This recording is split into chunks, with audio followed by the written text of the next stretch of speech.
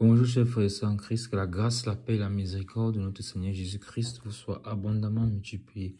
Shalom et bienvenue dans cette nouvelle vidéo de 7 minutes de pain quotidien du 8 juillet 2025. Nous poursuivons notre lecture dans le livre de Actes des Apôtres, chapitre 5. Nous allons lire aujourd'hui le verset 35.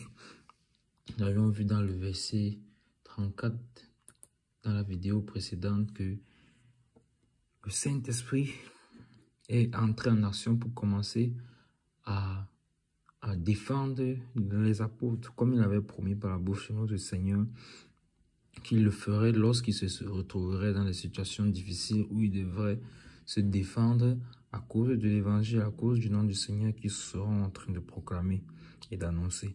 Donc nous avons vu qu'ils se sont retrouvés devant ces hommes-là qui étaient furieux et voulaient les tuer. Ils voulaient les faire mourir juste parce qu'ils disaient qu'ils sont témoignages. Ils sont témoins de ce que le Seigneur a fait. Ils ne peuvent pas rester silencieux. Il faut qu'ils proclament ces choses. Et donc, Gamaliel, qui était donc quelqu'un qui était estimé de tout le peuple, docteur alors, a fait sortir l'apôtre.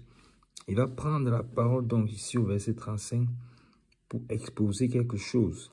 Et nous avons clairement vu dans le verset précédent que, en fait, il pense que c'est lui, mais c'est le Seigneur qui est déjà là en train de diriger toutes choses. Car le Seigneur, lorsqu'il approuve les voies d'un homme, il dispose en faveur même ses ennemis. La voix des apôtres est approuvée devant le Seigneur parce qu'il travaille pour l'œuvre du Seigneur dans le champ de Dieu. Alors, il dispose en leur faveur même les ennemis. Parce que si ce monsieur-ci, Gamaliel, s'il se retrouve au milieu du Sanhédrin, ça veut dire qu'il fait partie de ceux-là qui étaient, qu'on venait consulter pour accuser les apôtres, ou bien peut-être faisait-il même partie également de ceux qui accusaient les apôtres. Mais comme il prend la défense, on peut dire que c'est d'autres personnes qui sont venues, c'est-à-dire le souverain sacrificateur, le parti des Sadducéens et les chefs du temple que nous avions déjà vu dans le verset 17 et autres et suivants. Donc, ces personnes sont venues et ont rassemblé tout le Sanhédrin et maintenant Gamaliel prend la parole. Amen. Lisons donc ce qu'il va dire. Il a fait sortir les apôtres un instant, c'est ce que nous avons lu dans le verset 34 dans la vidéo précédente. Qu'est-ce qu'il dit donc? Lisons dans le verset 35 pour ce qui nous concerne aujourd'hui. Puis il a dit, hommes israélites, prenez garde à ce que vous allez faire à l'égard de ces gens. Amen. Hommes israélites, prenez garde à ce que vous allez faire à l'égard de ces gens. Amen. Il les met clairement en garde, Il dit, prenez garde à ce que vous allez faire. Prenez garde à ce que vous allez faire. Pourquoi? Ils n'ont même pas de souvenance que c'est même pas à peu près. C'est la même chose, le même processus, le même procédé qu'ils ont eu avec le Seigneur Jésus-Christ. Il a simplement annoncé l'évangile, annoncé qu'il est Dieu, annoncé qu'il est le Fils de Dieu. Alors ils l'ont fait mourir à cause de cela. Ils sont levés pour le faire mourir. Ils ont oublié.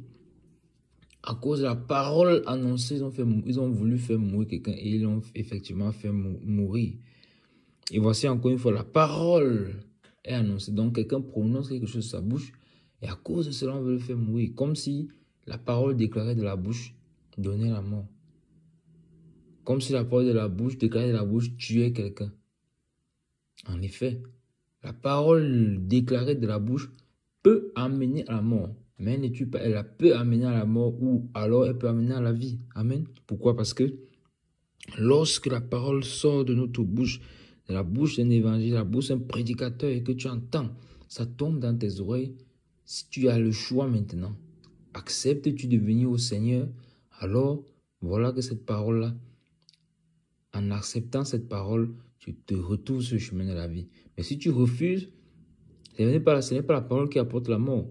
La parole t'apporte la possibilité d'avoir la vie. Maintenant, si tu refuses, alors toi-même, tu te diriges, toi-même, tu as choisi d'aller vers le chemin de la mort, d'aller vers la mort. C'est donc comme ça que tu meurs, mais pas à cause de la parole, mais à cause de ta décision. Le Seigneur dit, déjà vous êtes purs à cause de la parole que je vous ai annoncée.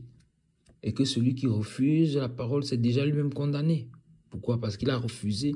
Il a refusé la grâce qui lui a été offerte gratuitement. Amen. Donc, si tu entends encore une fois de plus cette vidéo et qu'elle tombe dans tes oreilles, tu ne connais pas le Seigneur, écoute ma voix, cette voix te parle encore. Quel chemin décides-tu de choisir? Le chemin de la vie ou le chemin de la mort? Le chemin de la vie ou le chemin de la mort?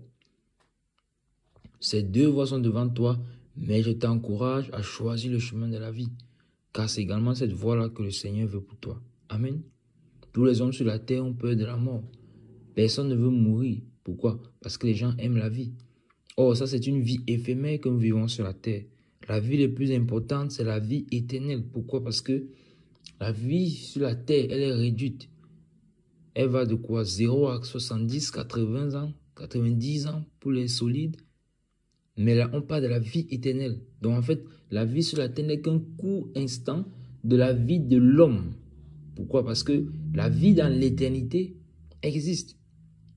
Mais elle est déterminée par le choix que nous faisons sur la terre pendant que nous sommes sur la terre dans notre corps mortel. Donc c'est donc pendant ces 70, 80, 90 ans, 100 ans, allons jusqu'à 120 ans, que nous pouvons nous décider est-ce que nous allons, nous décider où est-ce que nous allons passer notre vie éternelle. Dans la vie ou bien dans la mort, dans la joie ou bien dans la douleur. C'est pendant que nous sommes sur la terre que nous devons décider. Jeune homme, réjouis-toi pendant les jours de ta jeunesse, mais sache qu'un jour viendra le jugement. Car il n'est donné à l'homme de vivre qu'une seule fois, après quoi vient le jugement. Donc c'est pendant que nous sommes vivants sur la terre que nous décidons cela. Donc en écoutant ces vidéos, si tu n'as pas encore donné ta vie au Seigneur, fais-le rapidement, n'hésite pas. N'hésite plus, viens au Seigneur. Viens au Seigneur pendant que tu entends sa voix. Viens à lui. Viens à lui. Et vous voyez, comme nous disons dans ce verset 35, en étant en lui, c'est lui qui prend garde pour nous. Il nous prend en charge. C'est lui qui prend soin de nous.